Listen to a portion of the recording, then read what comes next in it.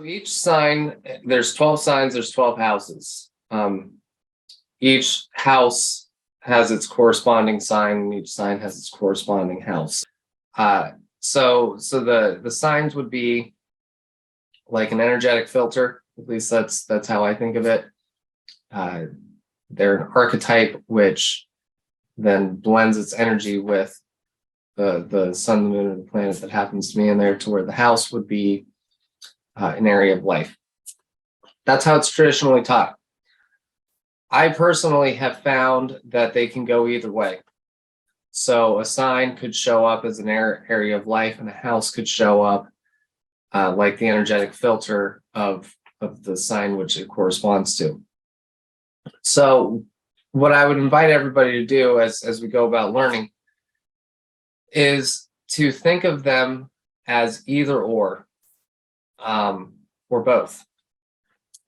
And to think of the houses as overlapping with the signs, and both the sign and the house being like an energetic filter, as well as describing areas of life which that planet or the sun and the moon's energy may be prominent, like in like an area of life.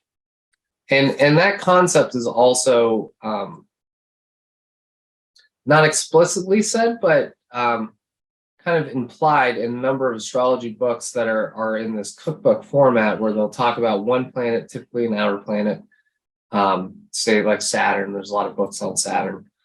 And they'll say Saturn in Aries or the first house, Saturn in Taurus or the second house, and then they'll give this description as if it's the same thing. So all these books are implying that it is the same thing, and perhaps it is, though it's typically not taught like that when the person's learning astrology. So in Western astrology, these signs are also delineated by where the sun is at a particular moment in time. Cancer begins at the moment of the summer solstice. Cancer is June 21st to July 22nd. It's a cardinal water sign ruled by the moon. And I actually think Cancer is probably one of the signs that people understand the most, just in just general pop astrology. It's associated with home and family life. It embodies this feeling of compassion and things that are closest to us. I always think of Cancer as just kind of being a protective energy, perhaps. So I don't know if you want to add anything to that. It's very often described as being emotionally sensitive and kind of protecting itself because it's so easily triggered. You know, the idea of the crab kind of walking sideways. The other thing I was just thinking about the other day is the cardinal signs. There's a sense of responsibility in all four of the cardinal signs. So if you think about Aries as like responsibility to oneself, Cancer would be responsibility typically to family, though it can show up in other ways. That's the most common way that people with like prominent Cancer feel responsibility towards family, perhaps their close friends. There's a sense of like nostalgia that very often comes with Cancer. People have like fond memories of the past.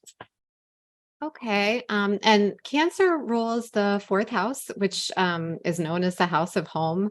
I mean, I think you could also say home and family, maybe. It's our foundation and environment. I think a lot of people think of the fourth house as being this mother energy, but I mean, it's a caretaker energy that kind of brings you comfort and security. So traditional astrology would say issues with your mother will show up in the fourth house, to where issues with the father would show up in the 10th house. I would say issues with either parents can show up in the fourth house, much more likely than the 10th house. And then Liz Green, a famous astrologer, found it to be reversed. So that would be one of those cases where she found father issues to show up in the fourth house and mother issues to show up in the 10th house. So I would say just like your childhood, particularly your childhood at home, is going to be described by the fourth house. So people who have a lot of planets in the fourth house, or their sun or the moon, will be very much shaped and influenced by their childhood experience at home. if there's outer planets in the fourth house, very often there's trauma that will correspond to the nature of that planet from the parents, or something in the home.